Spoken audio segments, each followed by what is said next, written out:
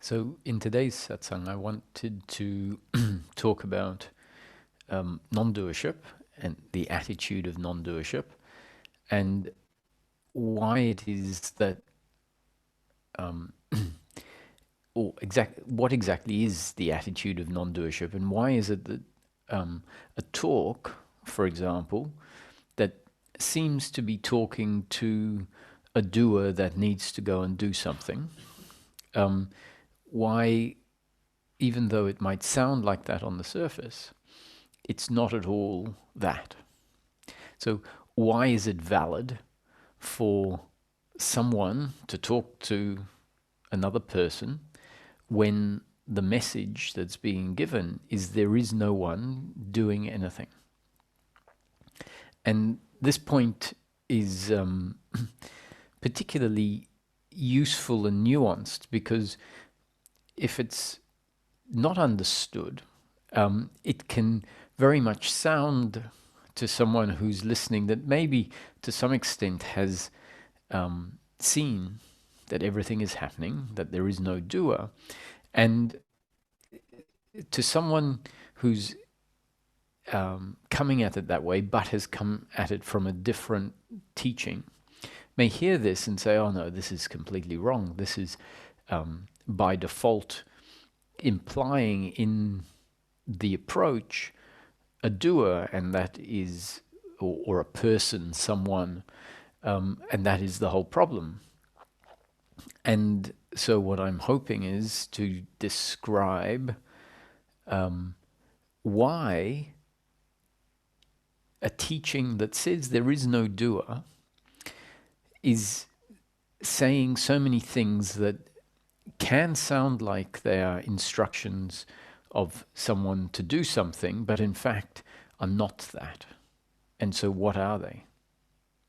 And this is particularly pertinent because going back some years ago, I was having a chat with a teacher that gives satsang. And in the end, it came out, or not really the end, in the middle, it came out that they didn't really agree with the teaching because to them, it was telling someone to do something, abide in I am, or do the end of suffering, or suggesting that blame shouldn't happen in life. And I thought, oh, that's odd. Why would they think that that is what the teaching is saying, that the teaching is saying, do not blame?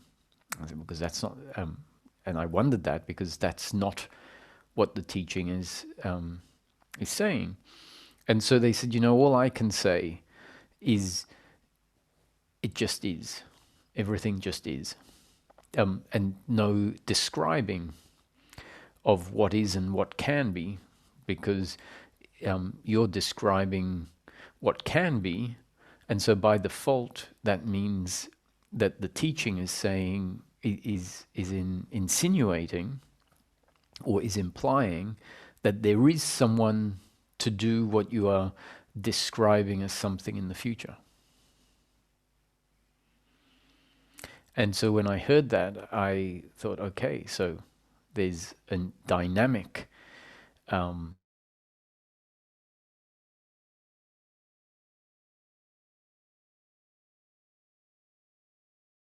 concluded that by giving a description of something that might happen, there is an implication that there is a doer.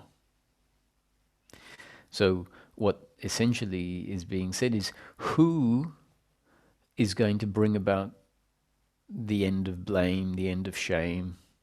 And if there is no one that can do that, why talk about it? Why not just say life just is? Doesn't it mean that if you talk about it, you are reaffirming the idea that you are talking to someone that you are saying, you need to go and do this, you need to go and make it happen? I thought, okay, this needs to be explained. No less, right? So this And subsequently, this teacher, from what I can see, has changed their willingness or their unwillingness to describe certain things, because I think they now see that a description doesn't by default imply an assertion that there is someone to do something. And the explanation that was given in order to show how it is valid to talk about the end of suffering, the end of blame, the end of attachment to outcome, to show or the information that is needed that demonstrates that it's okay to talk about it, is a concept within the teaching that says in each moment the human being functions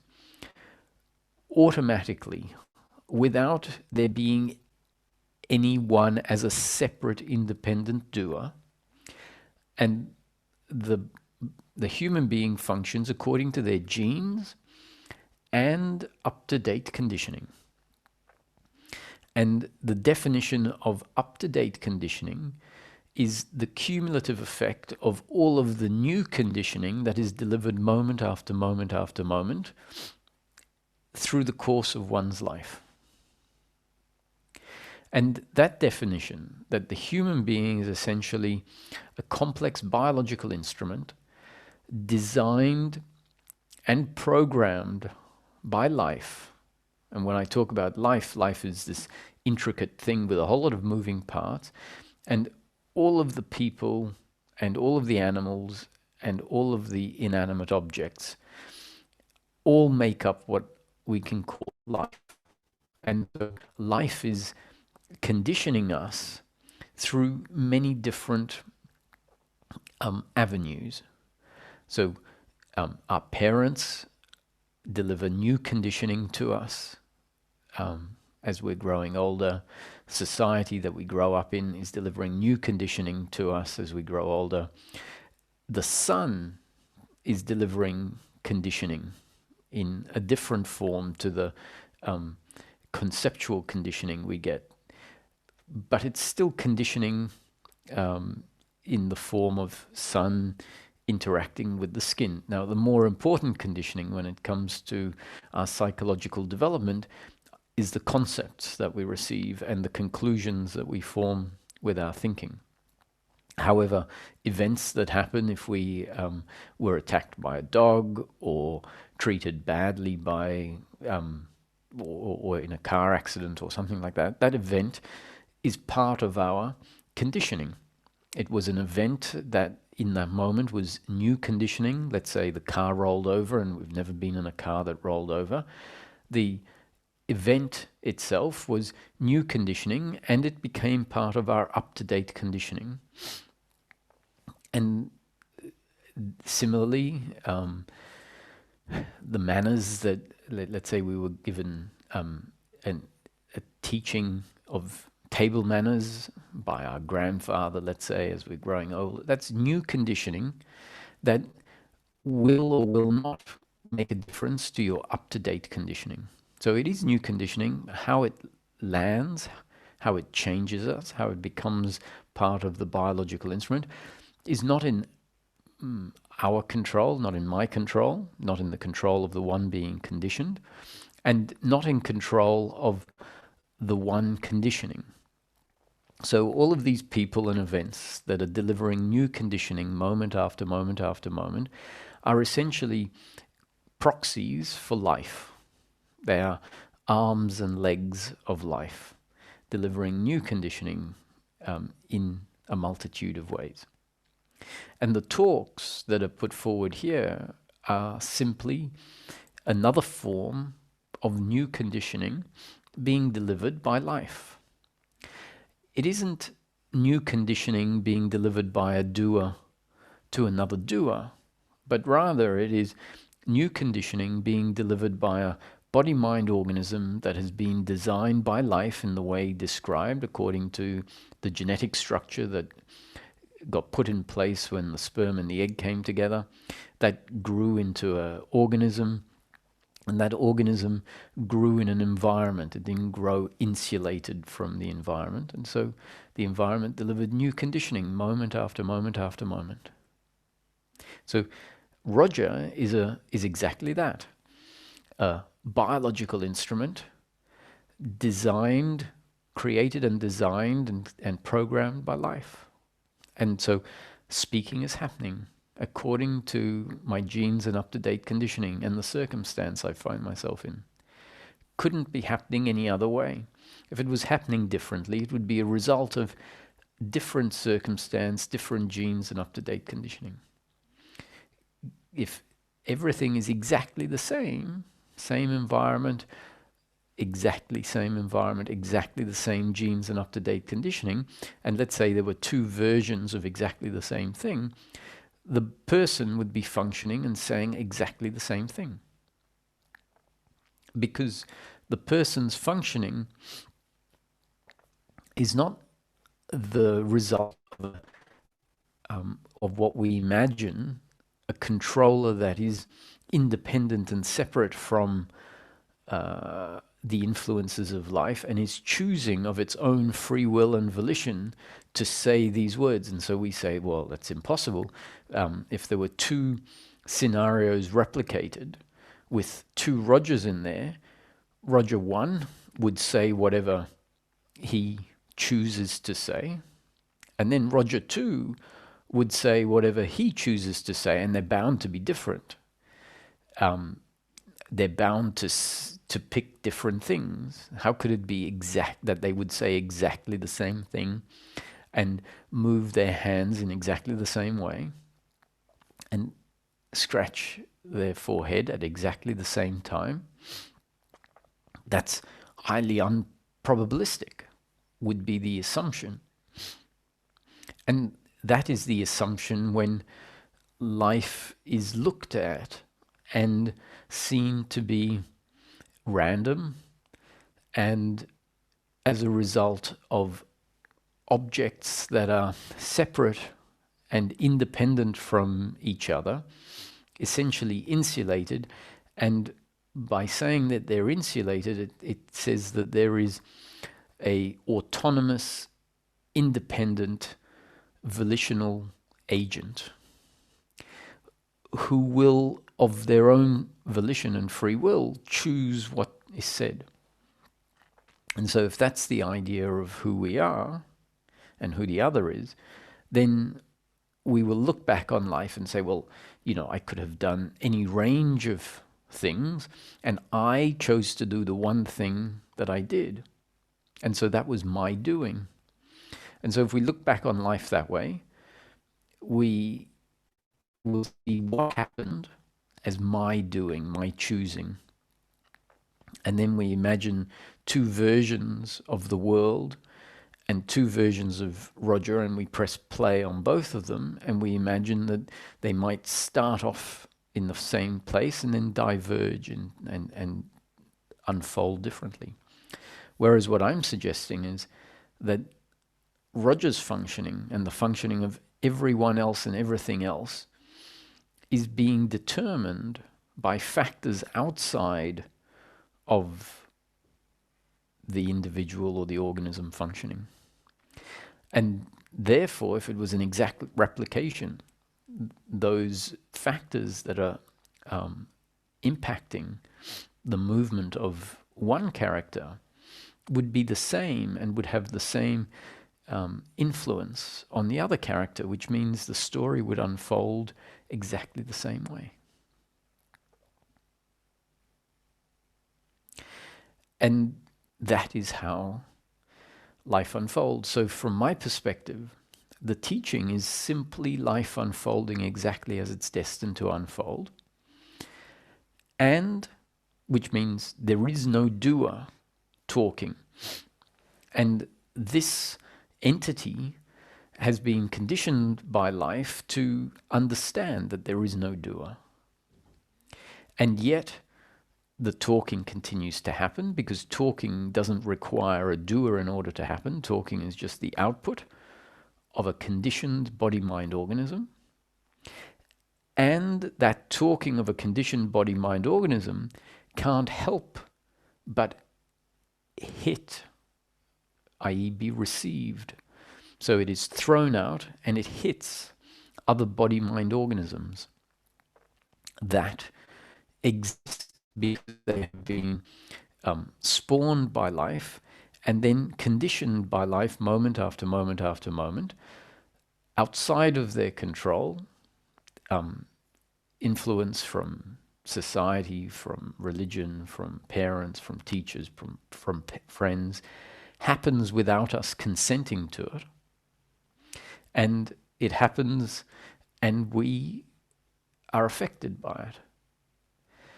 And so to be affected by new conditioning doesn't actually require us to consent. It doesn't require a doer to say, okay, I will now choose to act on,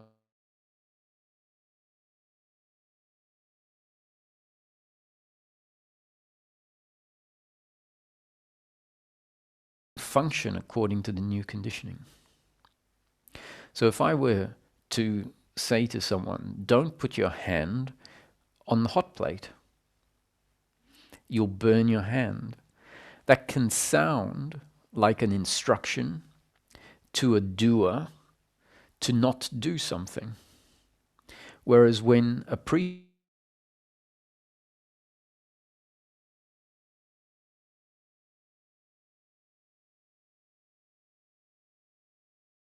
is conditioning that the hot plate is hot and shouldn't be touched.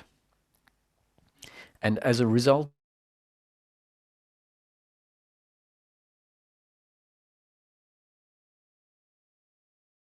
for example, about to touch the hot plate, it will say, don't touch the hot plate. That's very...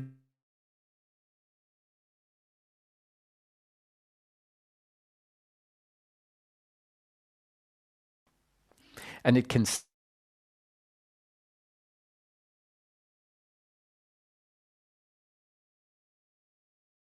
be the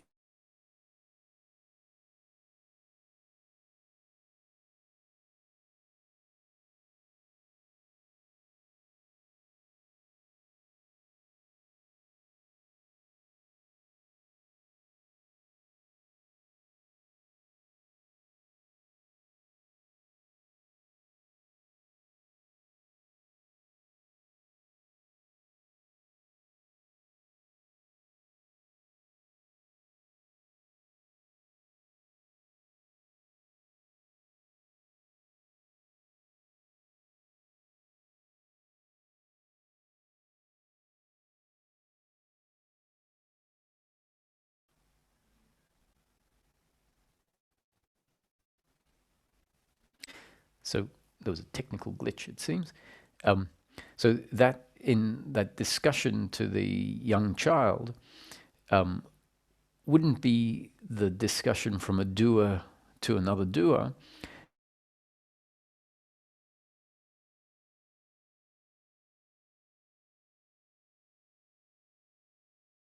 And so that speaking, that instruction, that description about the hot plate was just a happening according to one's genes and up-to-date conditioning. And the child is also a biological instrument, a human being, biological instrument, that is always a result of their genes and up-to-date conditioning. And so that instruction, that description, will be received as new conditioning, or it is new conditioning. It will be received by the child and will affect the up-to-date conditioning. Now, the person speaking might think they are a doer talking to another doer, but that would just be a belief of something that isn't how things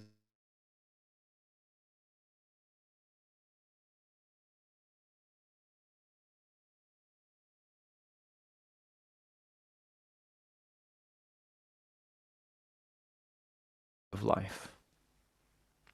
It's not that we start off as doers and then maybe for some of us we become non-doers. We have never been doers, which really means what the word a doer means, doesn't mean we have never functioned or no one has ever functioned. Clearly, that's not correct. Everyone is always functioning. But what is functioning is a biological instrument designed by life. So there never has been a person that is a separate, independent entity that is unaffected by life. And what that would mean is if there was a separate, independent entity that is insulated from life, means an volitional agent that does things because of its own free will and choice, as opposed to because it is influenced by things that came before. So that might be an idea of who we are. It might be an idea of who the other is, but it is not how things work. And if we understand, if we appreciate the description that the human being is a very complex biological instrument designed by life and functioning in each moment exactly according to their design, couldn't be different, then that is what non-doership means. So it doesn't mean that you can't go for a long run. It doesn't mean that you can't develop a successful business. It doesn't mean that you must sit and do nothing. That's not how life unfolds.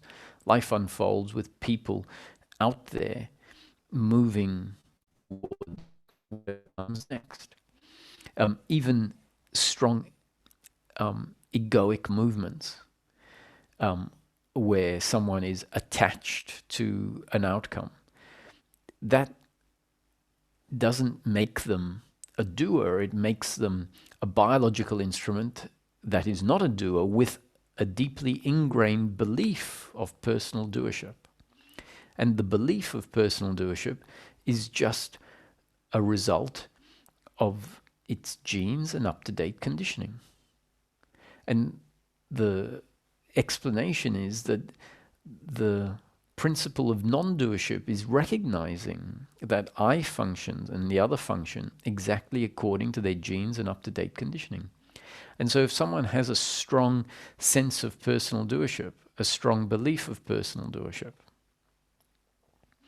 a strong egoic movement that is very opinionated, very judgmental, that doesn't make them actually a doer. What it makes them is an instrument of life that includes in it the strong belief of personal doership.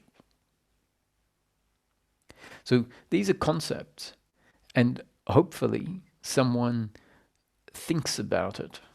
And that's somebody that thinks about it. And when I say hopefully somebody thinks about it, remember the whole theme of this satsang is to say there is no doer. There is no one as a separate independent entity that can think about it. But there is a biological instrument that includes as part of its functioning the capacity to think.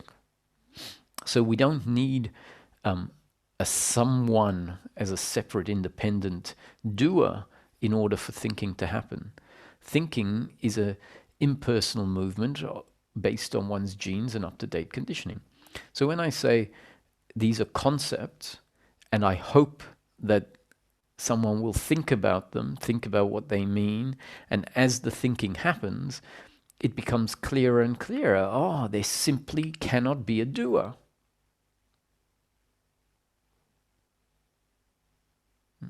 Now, if that happens, that insight is a result of one's genes and up-to-date conditioning, which includes this new conditioning delivered by life through the instrument here, Roger. And that new conditioning is the basis of some thinking, some contemplating, and that thinking and contemplating might manifest as an insight, all of which is a happening. And it's our attitude that understands or doesn't understand this that can change. We have either an attitude of personal doership, which remember doesn't make you a doer, it just means that you are a biological instrument with the belief of personal doership, which doesn't change you into a doer, it just means you have the belief of personal doership. Or there is an attitude of non-doership, which is what is there if it's understood. I simply cannot be the doer. The other simply cannot be the doer. There simply cannot be a doer in life, because life is made up of biological instruments and inanimate objects. The inanimate objects most definitely can't be the doer. A stone gets kicked by a person walking along, and so the stone moving along the ground isn't doing it of its own independent, insulated capacity. If it was insulated from life, it couldn't get kicked. The fact that it can get kicked means it's not insulated from the rest of life. And so a stone moves because of forces that impact against it and move it. So it's not the doer of its movement. And this can be seen down to the micro level of the movement within the structure of the stone. All of the atoms and are all moving not because of their own free will and volition, but rather because of forces that are at work on them. And the human being, which and animals, which we can call animate objects, are animate for, in principle, the same reason, that there are forces at play that force the animation to be the way that that object functions.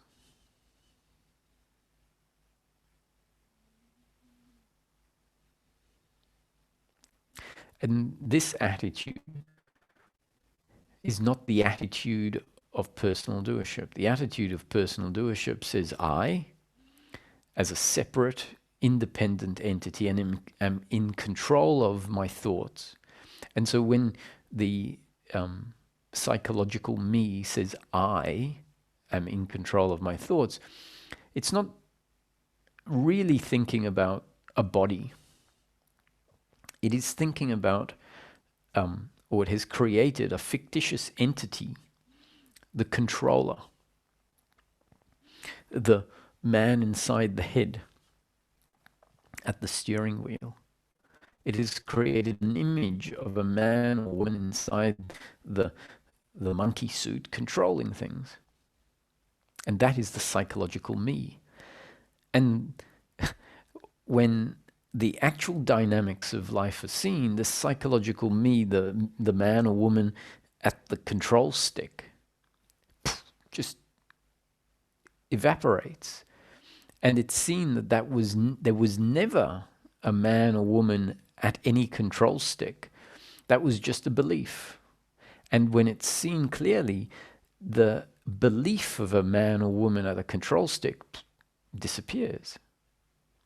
And what is appreciated then is that there is a very complex biological instrument that functions and experiences, feels, not because a doer, i.e. not because there is this controller, but it feels because that's the movement of this biological instrument. It is the makeup of the biological instrument to feel all sorts of feelings and emotions, to have all sorts of thoughts. And so this description of not being a doer doesn't reduce life.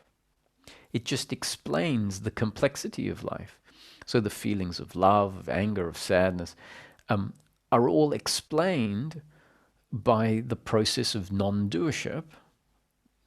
The process of non-doership is not reducing life to something much more two-dimensional, devoid of the possibility of love and emotions. that would be an interpretation of what non-doership is saying, which is not what non-doership is saying.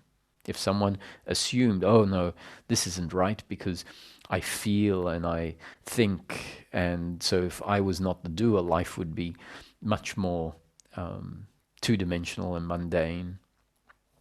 And that's not how it is. Life has always been happening. The emotions, the feelings, the complexity of the human experience has always been a result of these impersonal dynamics of genes and up-to-date conditioning.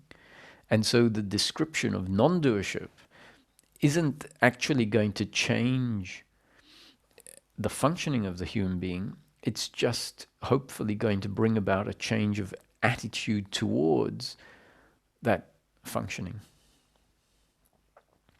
And so the explanation I gave to this teacher is that everything that is put forward in the teaching is a description of life. And that description is new conditioning delivered by this body-mind organism, i.e. life, functioning through Roger, delivering new conditioning to another aspect of life. And that new conditioning can change other aspects of life in a very impersonal way. And then the other aspect of life is forced to act and feel and think differently according to its new genes and up-to-date conditioning.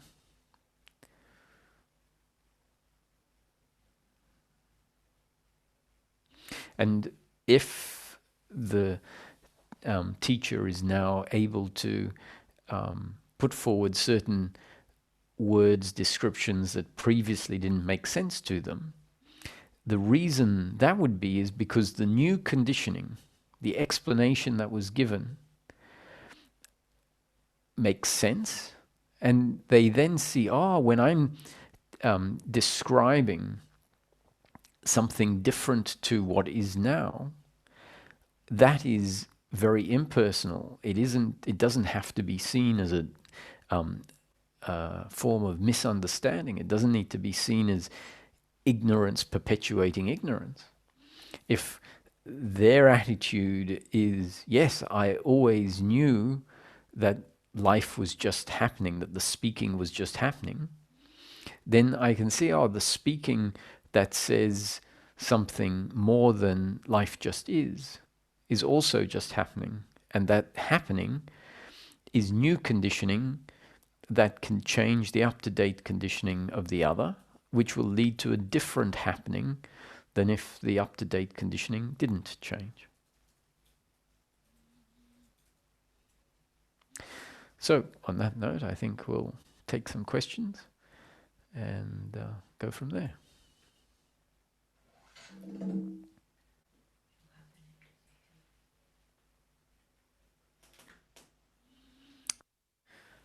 Hello.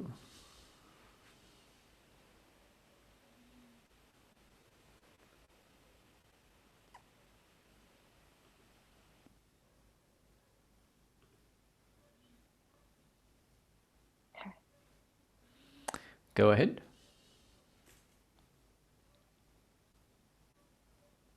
Hello.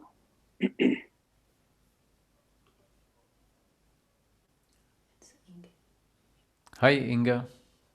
Oh, Roger. Hi. Hi. Hello there. Am I on mute? I can hear you. Go ahead. Okay. Well, thank you for taking my call. It took me like a half an hour to figure out how to get into the Zoom, because I usually hear you on YouTube because sometimes I'm not on time. So I didn't hear the first part of the this talk, but what I've heard is just perfect for what I'm going through, and and I'd like to explain the best I can. I have confusion, not confusion, but I've been very uncomfortable and suffering about my doership personally. So last week, we have a new person in my office that distributes the work to per diem interpreters for court, and this person sent everybody and a very threatening and inflammatory letter accusing everybody that we're not showing to court or to the Zoom meetings, and when in fact I know that this is not true. So everybody started to write letters back, and we started to talk among ourselves. And I did not want to get involved because I knew that I would lose my peace of mind, and I didn't want to do that. But I had a terrible urge that pulled me and pulled me. And I waited a couple of days. I couldn't resist it because I know this person that is a new manager. I've known her for like over 25 years. She worked in my state and in the Office of Court Interpreters, and she left the office here in shambles, in disarray, and now she's in Massachusetts, where the office that I work for the trial court, and she wants to tell her, she wants to threaten everybody, and she has a very strong personality. She's a very arrogant person, and everybody knew that I knew this person here, so everybody tried to get me involved. And I don't talk bad or label or criticize people anymore since I've been listening to your talks. I don't want to. I don't want to get involved, but I just couldn't help it, and I didn't. I felt like I was talking behind her back, not bad about her, but just uh, t- listening to everybody and agreeing with everybody, and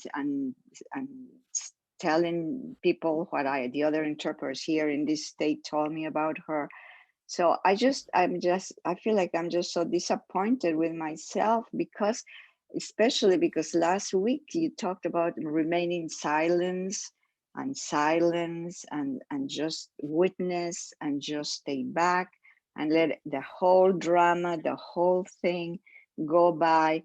Uh, and this hasn't happened to me in ages. And I just couldn't believe that this happened to me.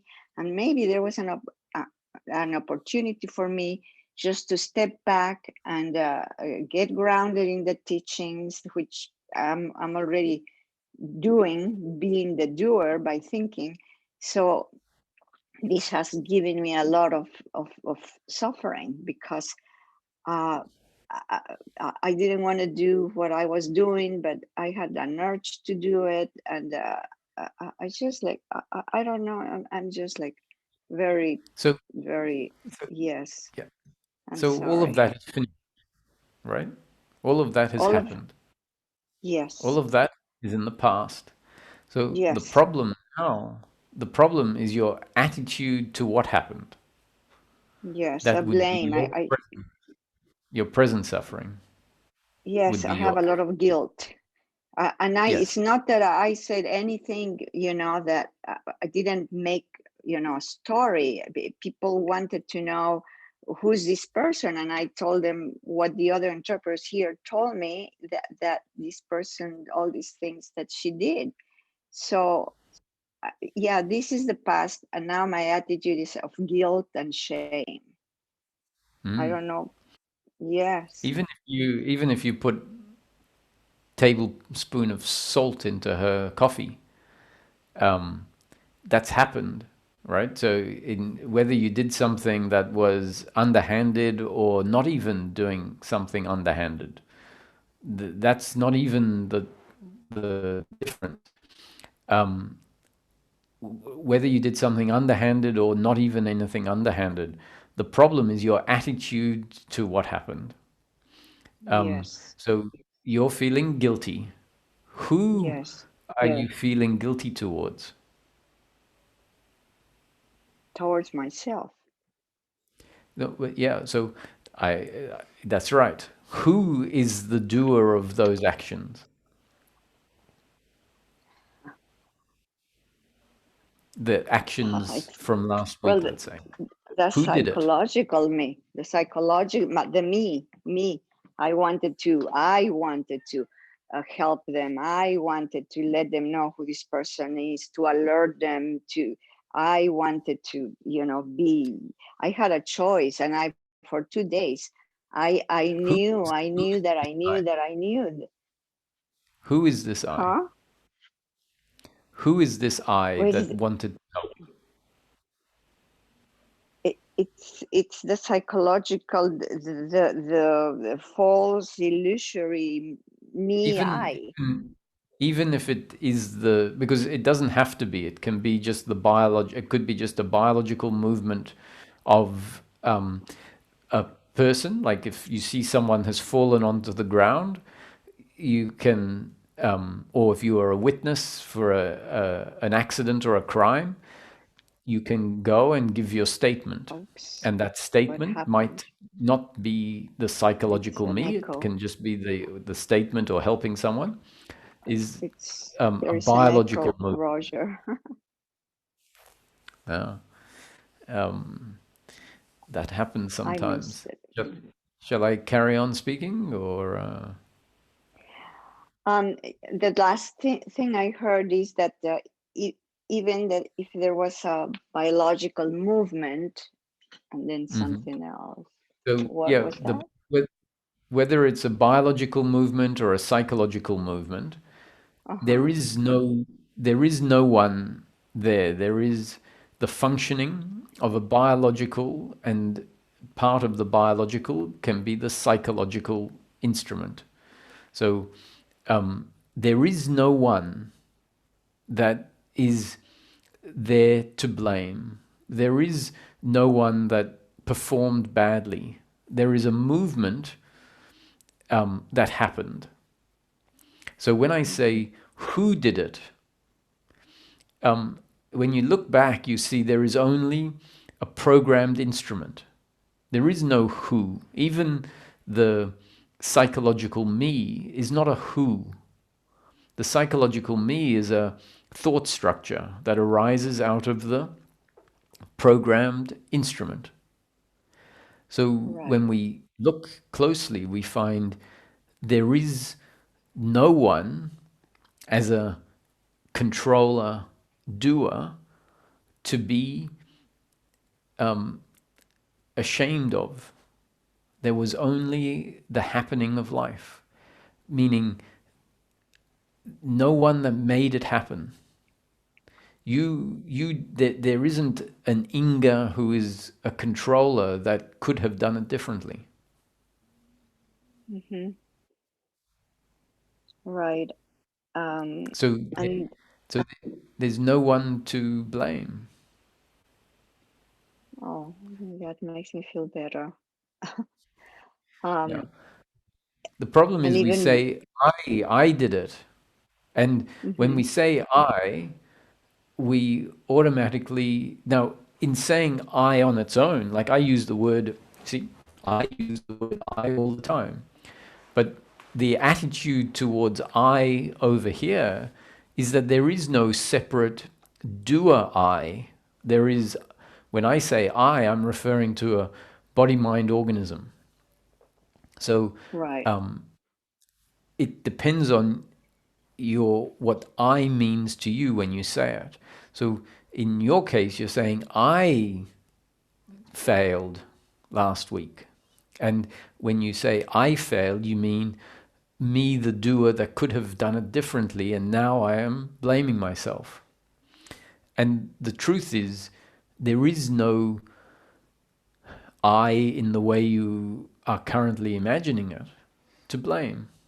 There is only I as a biological instrument that functions according to its design, which means even if it does something completely childish, that was not done by someone that we can say failed because it had choice. We might say that that action was a failing relative to certain benchmarks that we might set up.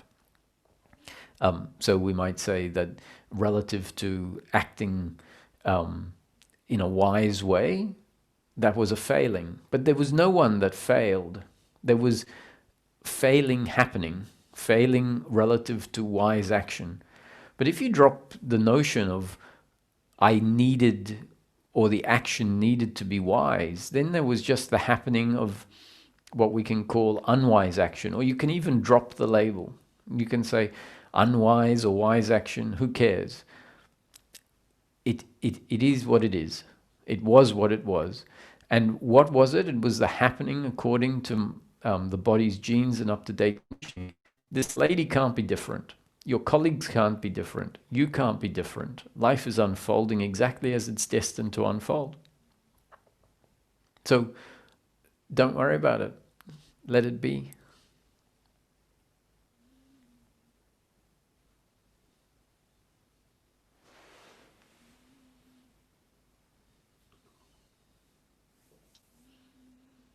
Okay. Can you hear me now? Hello? Hello? Hello? Yes. Okay, I was mute. Okay, all right. So that's wonderful. Thank you so much. Not who cares.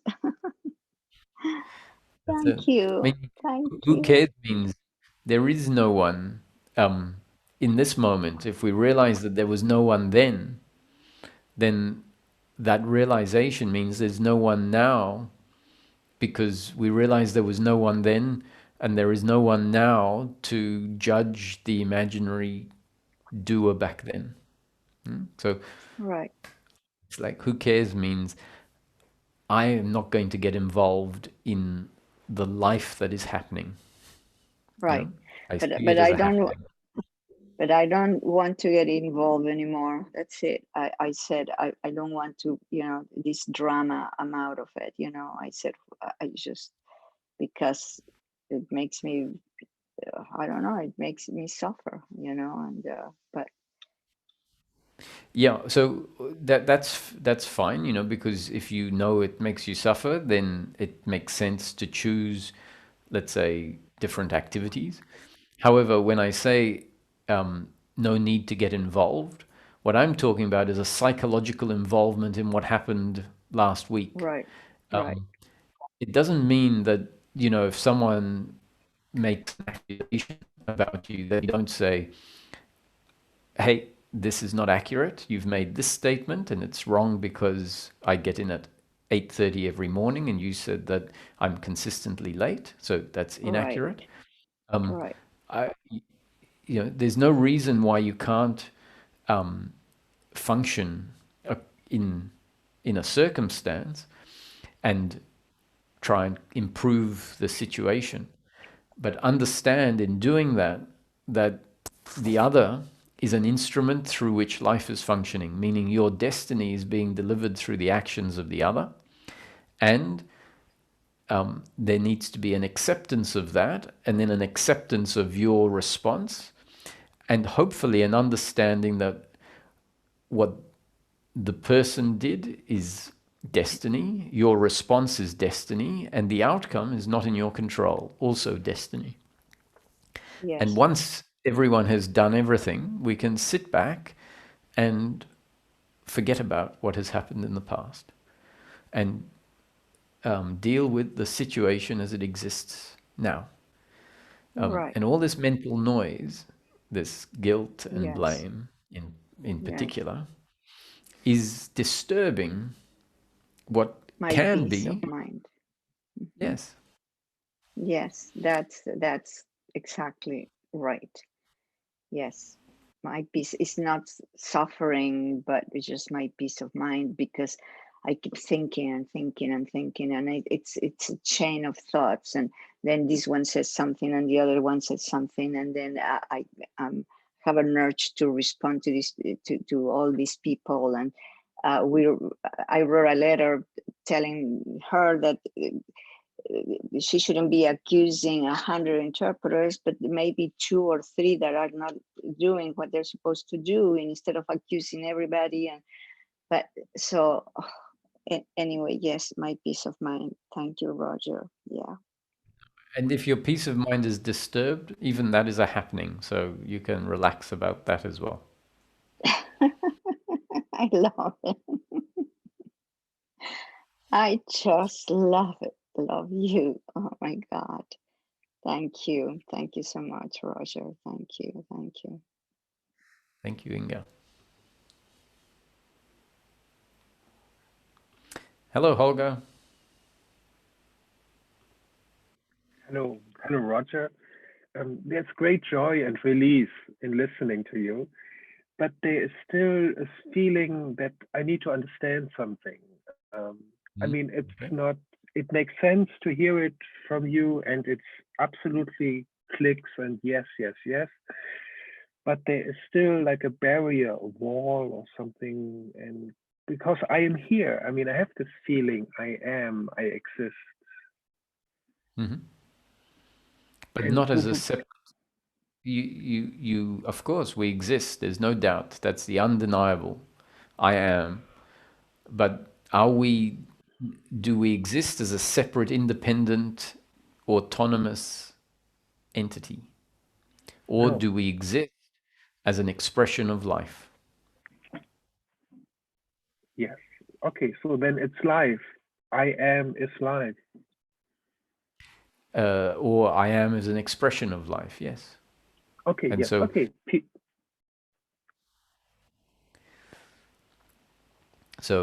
non-doership doesn't mean that I'm not. It just means that what I am is an expression of life, which is not separate from life, and therefore it is not a separate, autonomous doer, but it is rather life living us. And life knows what to do. Sorry, I missed that. And life knows what to do. Well, um, not in my view, not as some cognizant entity, like not as some cognizant, all-knowing entity, but as an intelligent system. And intelligence doesn't mean cognizant thinking. Intelligent, like a plant is intelligent, it will move towards the sun. So we can say that is intelligence. But it is an impersonal, non-cognizant thinking, non-cognizant intelligence. So I don't know that I would say that the sun and the sky and the clouds and the water know what they're doing. In fact, I would say they don't know what they're doing, but they are held in balance by all of the forces that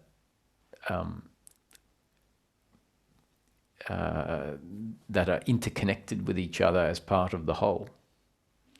And clearly, when we look at life, there is a balance and a what you could call an intelligence to life. It isn't chaotic randomness. It is intelligent design.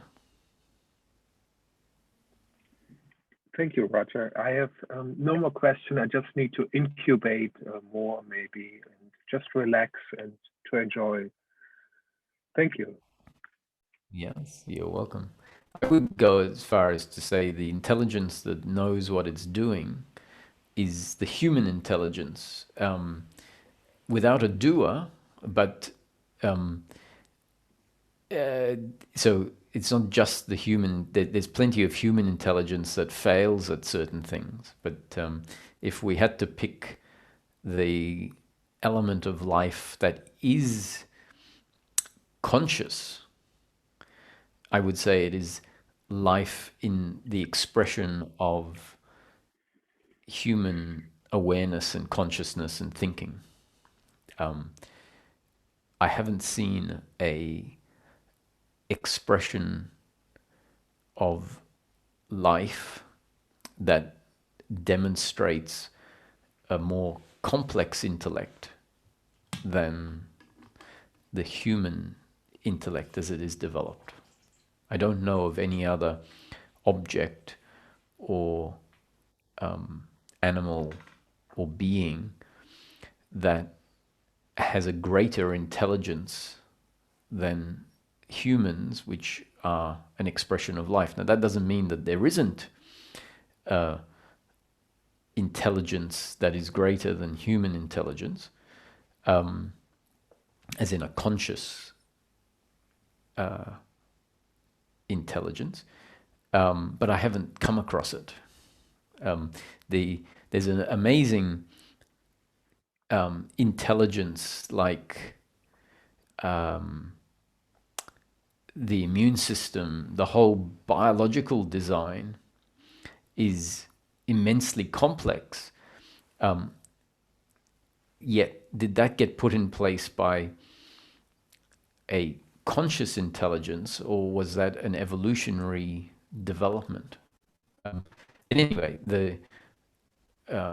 these questions sort of go off the point of happiness for the human being, which is really more dependent on seeing the human being as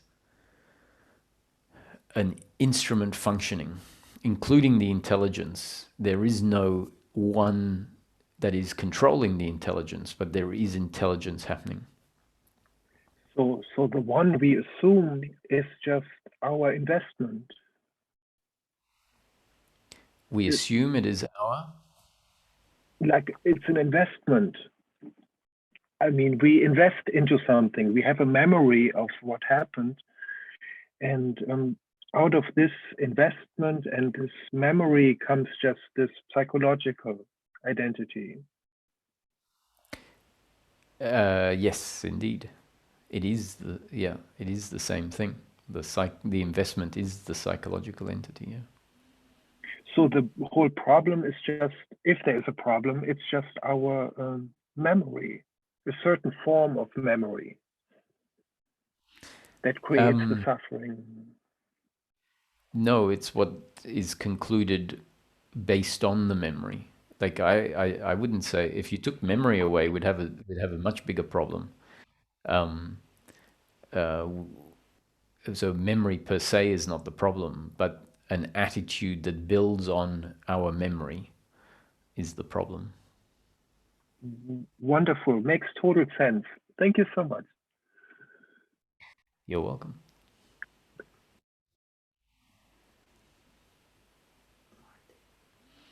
Hello, Martin.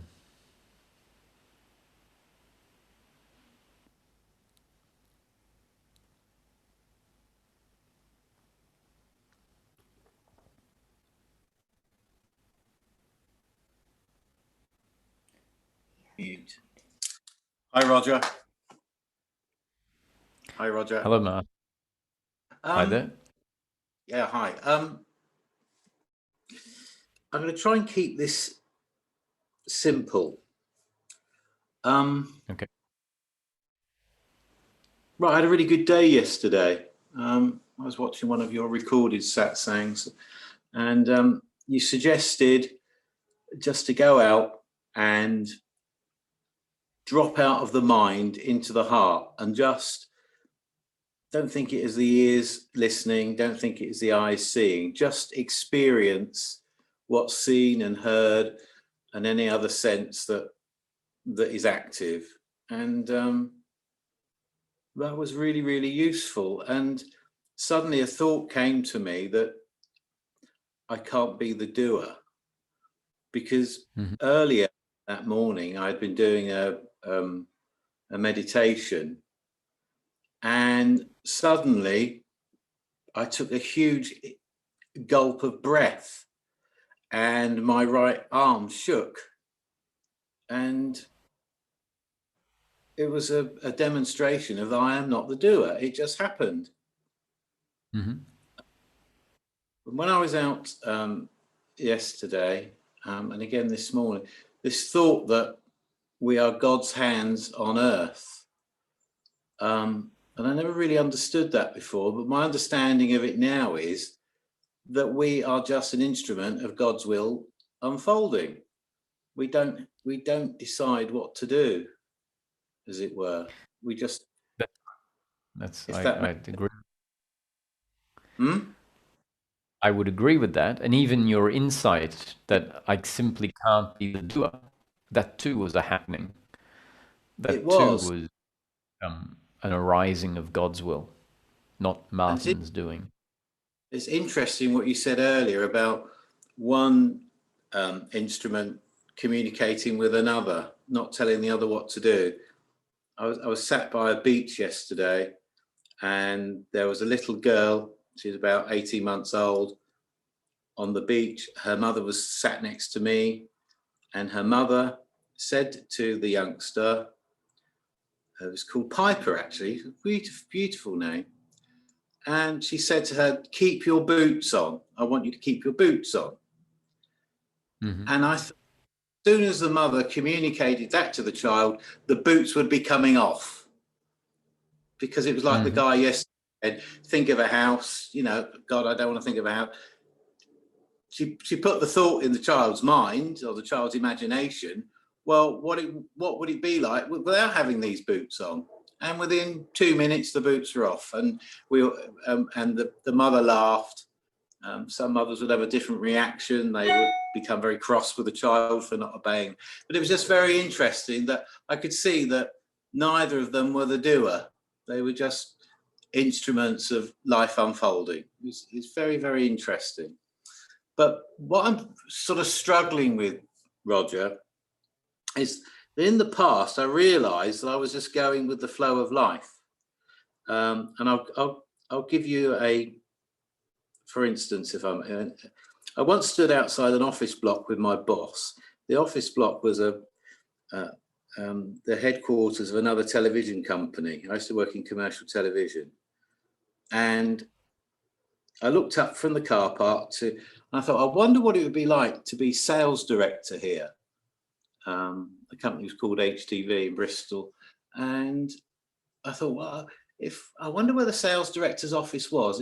If I was sales director, I'd really like that office on the corner with the big windows, because you see what's going on there. That would be a marvelous office. And went to the seminar in there, had a thoroughly good time. But I don't know how many years later it was, perhaps 7 or 8 years, I was actually the sales director of that company, and that office on the corner was my office. Now, my life circumstances at the moment are perfect, because I am doing what I'm doing because it's my destiny unfolding. I can see all that now, and I've got everything I need.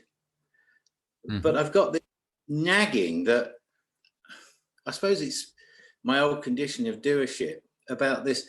I have to imagine what I want in order for my life circumstances to change. So, I've got money again. I've got somewhere I can invite my friends and my family and just have a good time, and perhaps even set up a practice where I can help other people with their suffering, as I once suffered.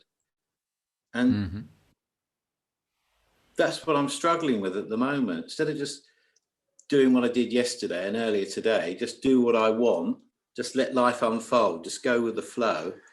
There's this constant old conditioning, this nagging that I should be doing something, I should be imagining something in order to achieve it. Well, why not? I mean, if it's that simple, then, why not do a bit of imagining and get all this stuff? And it's a bonus. The reality is you can imagine quite a bit, and you'll find a lot of it won't happen. And if I'm wrong about that, then someone just needs to do some imagining and get all this stuff. And I can't fault them on that. I mean, if someone can imagine stuff and then the stuff comes to them, that's pretty good. I'd do it.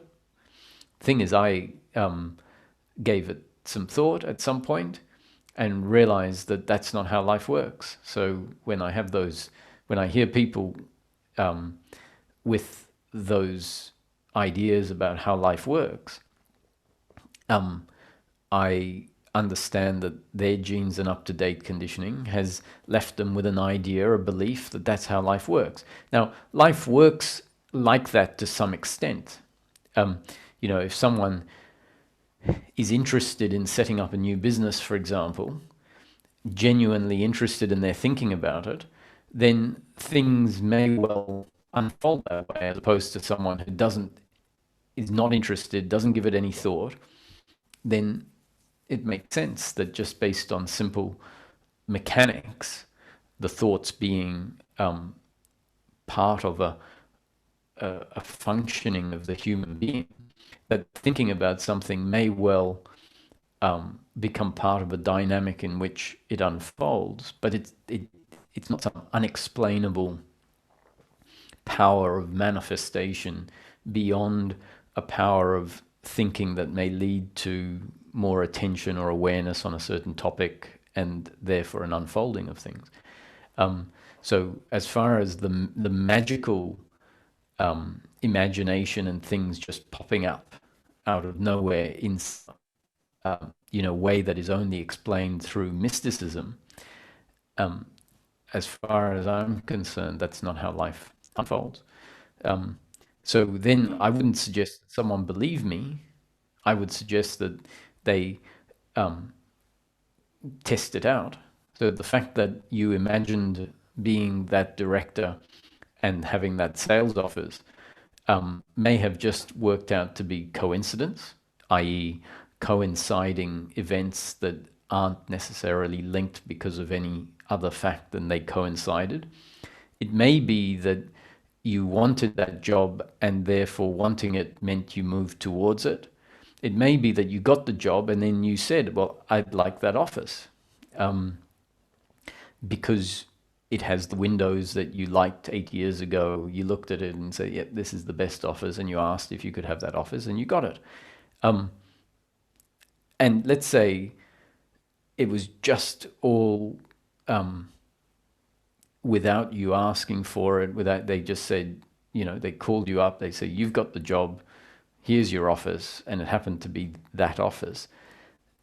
The fact that it happened that way doesn't mean that your thinking made it happen. It just means that you thought about something and it happened to happen. But this isn't me saying, as with all of the concepts, that's my concept, and then it's up to the individual to test it out and conclude what they think is how things function. Yeah, I really do get all said. But when I stood in that car park, I don't, the thought just occurred, as all thoughts do. If you're with me. Yeah, but so go into another car park. Go to another. Hang on. Let another thought occur, like all thoughts occur, and see if it happens. And if it doesn't, you have to say, well, sometimes it happens and sometimes it doesn't. Yeah, but what's coming clear now, Roger, if you bear with me and everybody else, is I can now see that A led to C, led to D, led to E, because I'd never applied for that job. It just happened that I worked for a company that bought that company.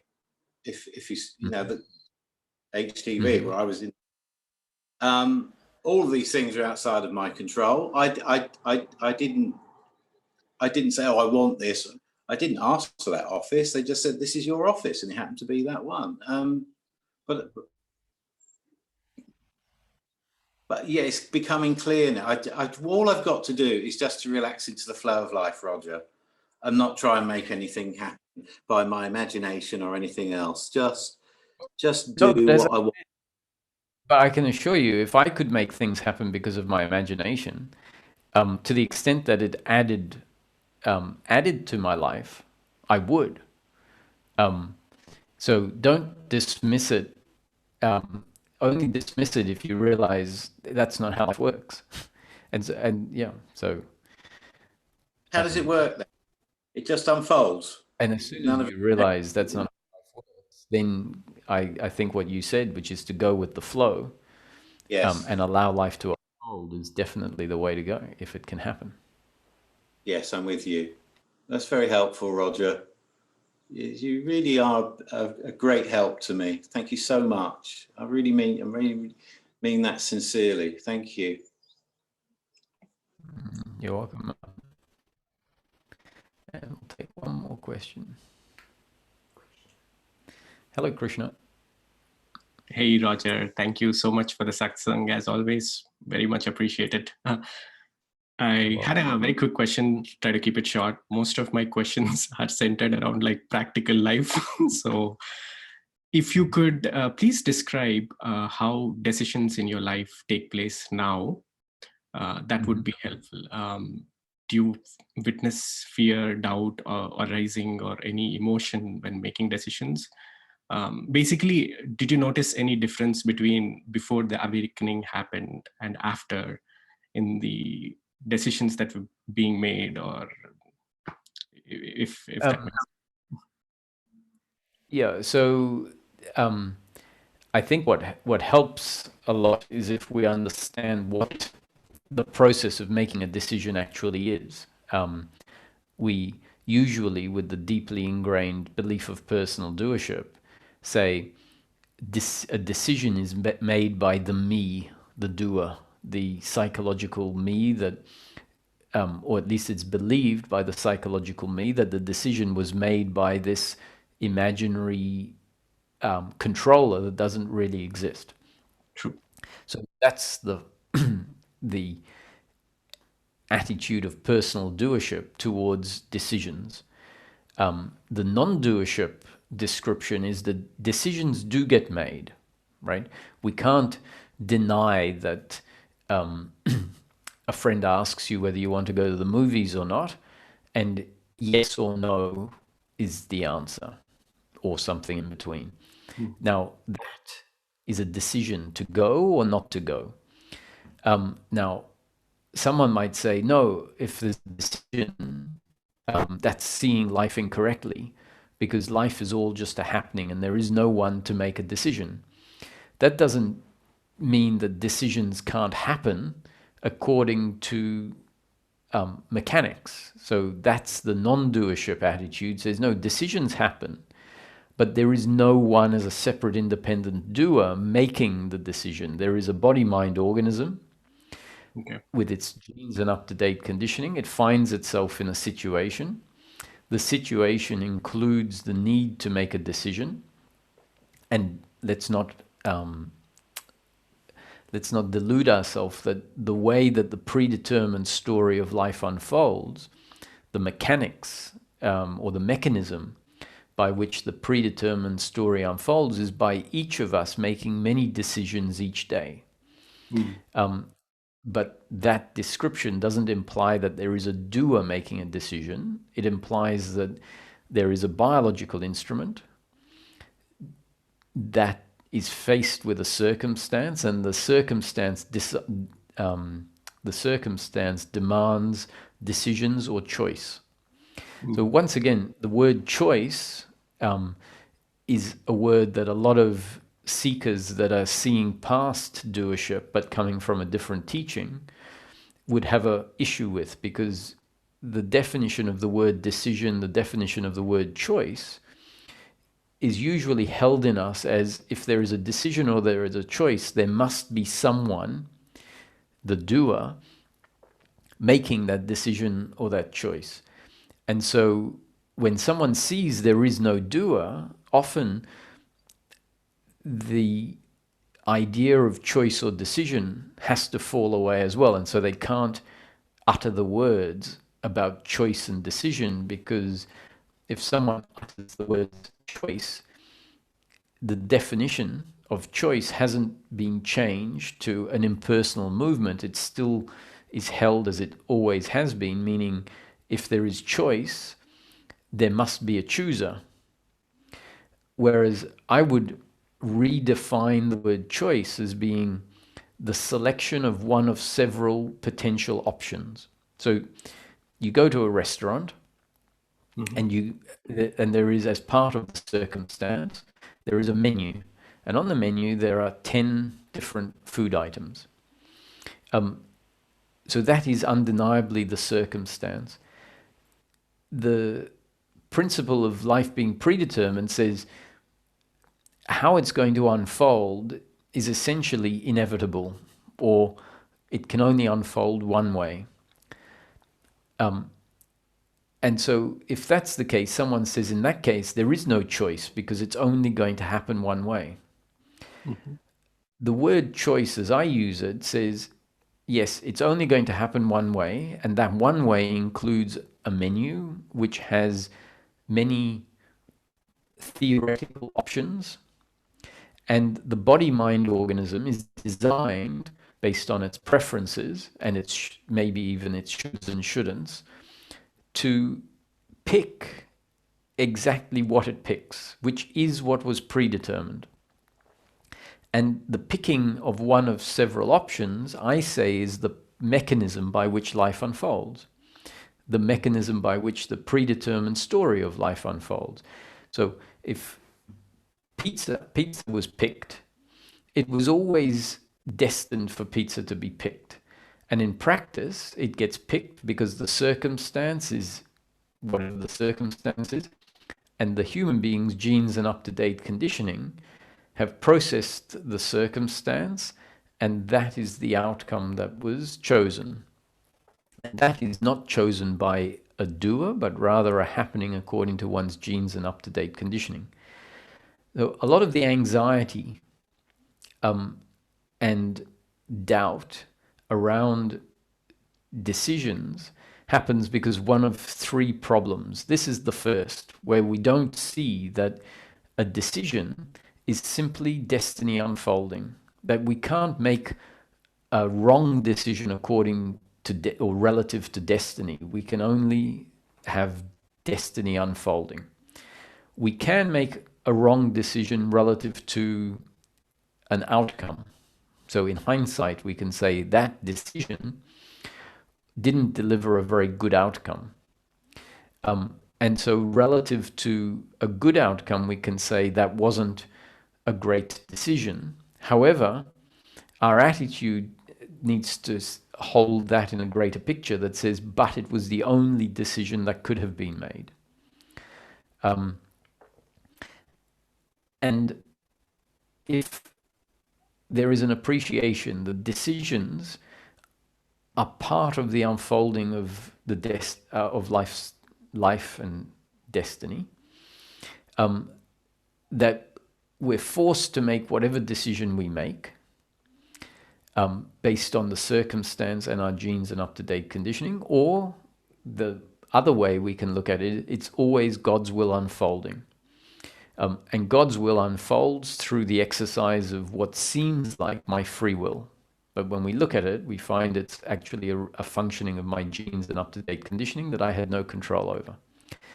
The other part of decision-making that tends to make us feel anxious and uncomfortable is when we mistake outcomes as something more than just pleasure or pain. When we believe that our completeness, our happiness is to be found in outcomes, a decision holds much more importance than when we understand that our decision is simply going to result in an outcome, and that outcome is either pleasure or pain. And if we've come to understand that my happiness is not dependent on pleasure or pain, it's not dependent on whether an outcome is in line with my preferences or not. The outcome being in line with my preferences or not means pleasure versus pain. If, however, we are attached to pleasure and pain, which really means we're convinced that my completeness, my happiness, my survival is dependent on outcomes, then we're bound to be very fearful when making decisions. Because the consequence is psychologically held as being much more than it actually is. So with this attitude, the attitude that when I make a decision, that is destiny unfolding, and regardless of what the decision is, the outcome is not in my control, and the outcome is either going to be pleasure or pain, and my completeness, my sense of existence, my beingness is not dependent on the outcome. I am, even if I make a bad investment choice, I might experience financial pain, and yet if I ground into my being, I find I am as fully in the absence of finances as I was in the presence of finances. And another factor with decision making is to learn that you can't make a decision until the time is right. So if it's not destined for you to make a decision today, thinking that you have to make a decision today adds a load of suffering over a day when it's not destined for you to make a decision. So my movement was towards making decisions based on what I feel like, which really means let me feel what is there in the moment. And so if the decision isn't clear and I find I just don't have enough information or enough direction as to pick one of the various options, then my attitude is my decision is to make no decision, because I can't make a decision if there isn't an impulse to make a decision. And if days go past and a consequence is looming, then maybe your attitude can be, well, I can only make a decision when I make a decision. And if a consequence is delivered because I haven't made a decision, then that consequence is just pleasure or pain. And what I found is that there can be a period of 2 or 3 weeks where I feel it's essential that I make a decision, and I can't make a decision. And so for a period of 2 weeks, I might be thinking the old way of thinking. I should be making a decision. I can't make a decision. This is a real problem. I need to figure out what decision to make. So you can have all of that suffering, or you can just say, oh, I don't feel it, so it's not, my decision is to make no decision. And days might go past where you make that decision and then you relax. No, can't make a decision. And then one day you wake up and you find the circumstances changed, or your feeling has radically changed, and the decision is made really simply.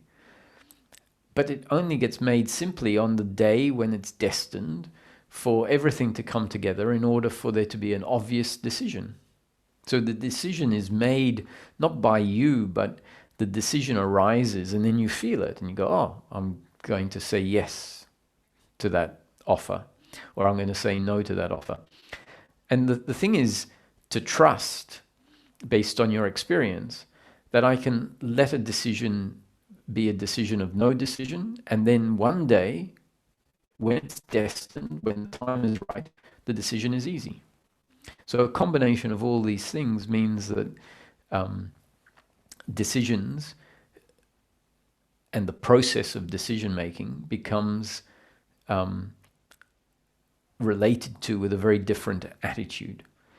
And the last thing I would say about decisions is Ramesh used to say that because everything is predetermined, including how we make the decision and what the outcome is of that decision, said some people will be designed by life to make calculated decisions. So Ramesh would say he made calculated decisions. I make very calculated decisions. Now, someone else may not be designed to make calculated decisions. So Ramesh said, if you're not designed to make calculated decisions, toss a coin. And he said, whether you make a decision based on it being calculated or whether you toss a coin, all of that is destiny unfolding. Both the decision itself, and the outcome of the decision is destined. So if your attitude is, I'm not designed to make a calculated decision, I need to make a decision right now, so toss a coin. If it's heads, say yes. If it's tails, say no. And that is as valid a way relative to the unfolding of life of making a decision as making a calculated decision. It doesn't mean that you are going to get the same results, but the result is always out of your control. If you're not designed to make calculated decisions, well, tossing a coin is one way of making a decision. Yeah, that I think answers all of my follow-up questions too. What struck me really well was I've been listening to Ramesh Balsekar's videos on YouTube a lot, and his story about the Chinese farmer seemed very thoughtful and something that like struck me at heart. It's basically like what you're saying. I don't know if my understanding is correct, but essentially decisions are made. It really depends on your attitude, how you see things, whether it's it could be pain or it could be pleasure. You just say maybe and then move on to the next one and keep going with the flow of life, I guess. Yes, that's a particular attitude, especially to outcomes that have not turned out in line with your preference. Where we have to realize that something that turns out not so good may be actually the beginning of something quite good. And when we see that life is continually morphing and that we don't really know what this is going to turn into, then we stop having a definite story that says, this is the end of my life. This decision was terrible and it's the end of my life. Because the truth is that what seems like an unfortunate decision or an unfortunate outcome, losing a job, someone might lose a job and think that that's the worst thing that could have happened. And in hindsight, or a relationship, and in hindsight, often we look back and we think, actually, that was a godsend.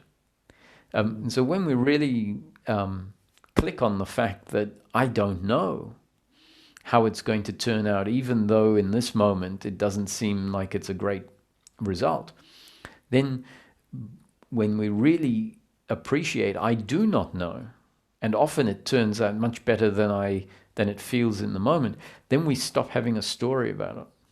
And we say, well, let's see. Yeah, absolutely.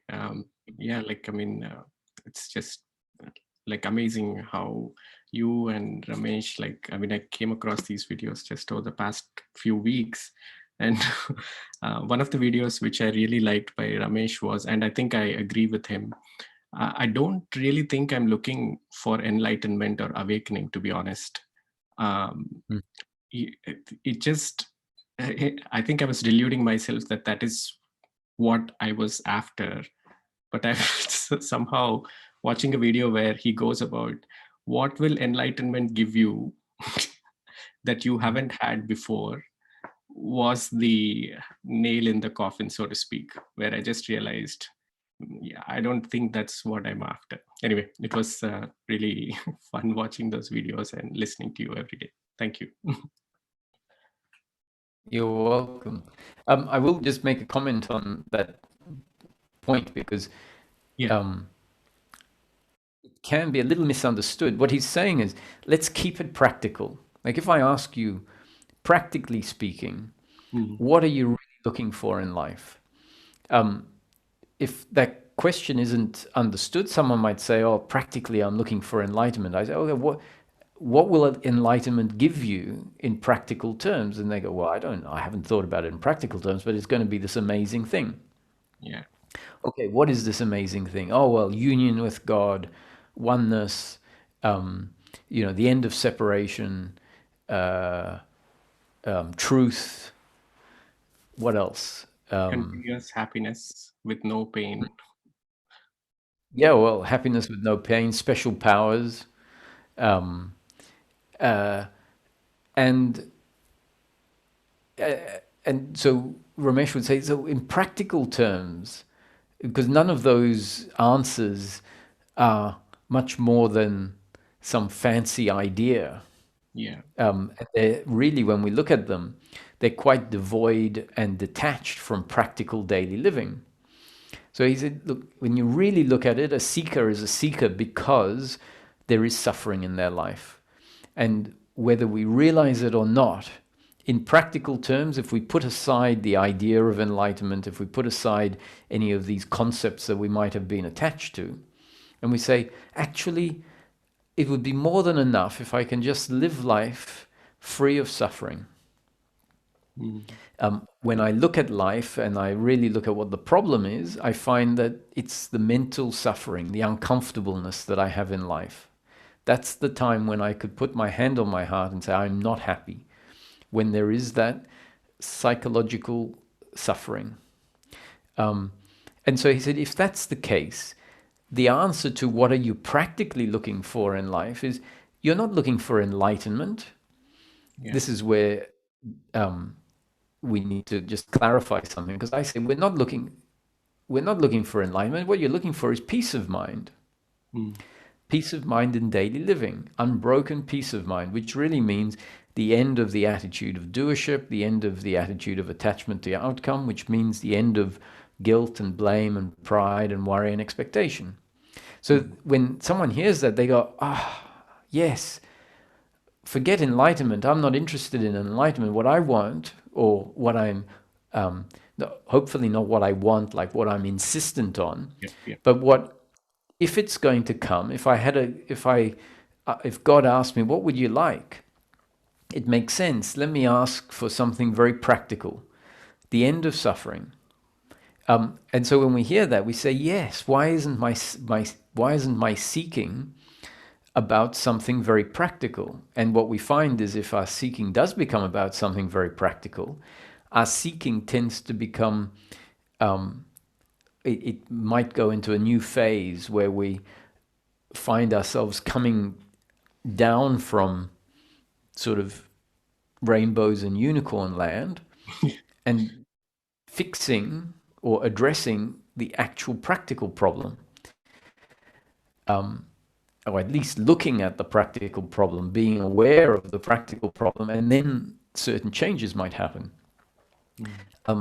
So I think that's what you described. But the funny thing is, on the one hand, we say, I'm not looking for enlightenment, because in this sort of exposition that's being put forward, we say, you're not looking for enlightenment. What you're looking for is peace of mind. But the truth is that enlightenment is peace of mind. So what we need to say is, I am looking for enlightenment, but when I think about it, what enlightenment really is, the enlightenment actually, when I hear the teachings with this nuanced approach, even though they are talking about the end of separation and the truth and union with God and all of that, what I realize all of that will deliver in practical terms is the end of suffering, is peace of mind. And so that way of looking at it really means, yes, I am looking for enlightenment, but my idea that enlightenment is all of these other things, special powers, the end of pain, knowing the truth, being one with the universe, making perfect that idea of enlightenment falls away, and then we have a clearer idea of the enlightenment that is available. It's very interesting. Like, I mean, I guess the concept of enlightenment for me was a little bit different, I guess, until I came across that video and things started falling in place a little bit better. So when I say, like, I don't want enlightenment, I guess the reality is it's not with the same motivation I had before. Let's put it that way. So what was the motivation before?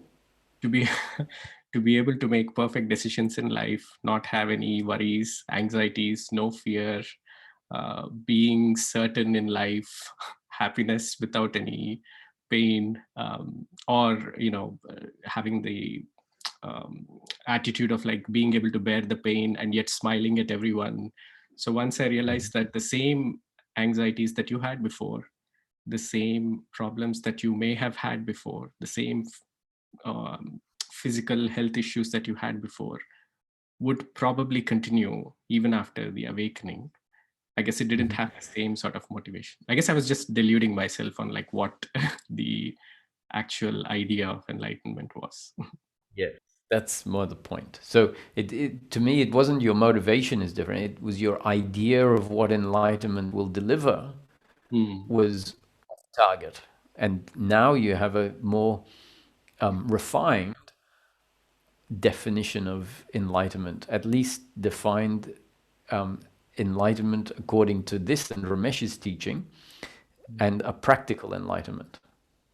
Yes, exactly. I say, because what would the point be if you let's say knew the truth, right?